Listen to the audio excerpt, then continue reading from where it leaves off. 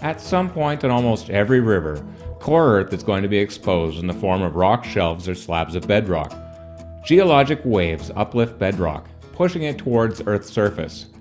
This, combined with the scouring impacts of a millennia of floods, removes gravel, rock, and even medium to larger boulders, leaving exposed bedrock as the stream bed.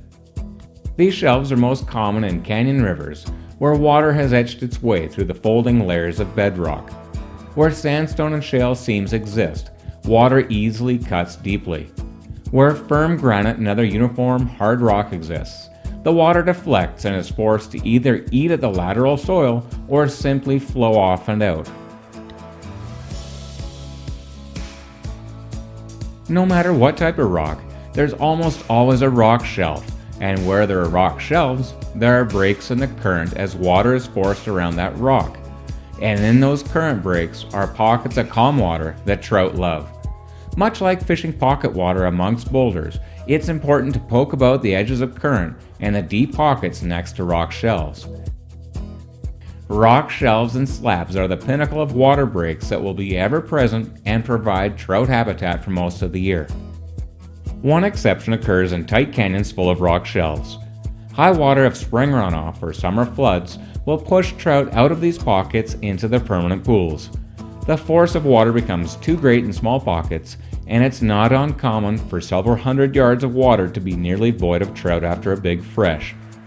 The good news is that you'll likely discover a pool full of trout immediately upstream or down. Rock shelves aren't just the ones that we see above the water. Embedded shelves are equally important, especially the ones about the midpoint of a run. The water flow is a touch slower at the midpoint and depth is sufficient. Add a rock shelf to cut the current, and this prime trout lie often houses some of the stream's most substantial trout. During low water periods, trout will utilize all available feeding habitat connected by sufficient depth to the eddies, pools, and pockets that rock shelves create. Pay close attention in looking for fish or rise forms in the quiet backwater. The peak of summer through fall is prime time to focus on the blue ribbons of deeper water that weave these zones.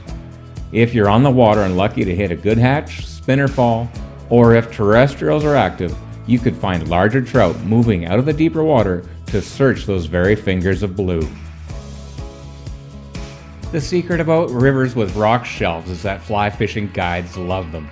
While you might think that you're loving life casting to rising trout along the shelves, if you sneak a peek back at your guide on the oars, you'll likely see a huge smile.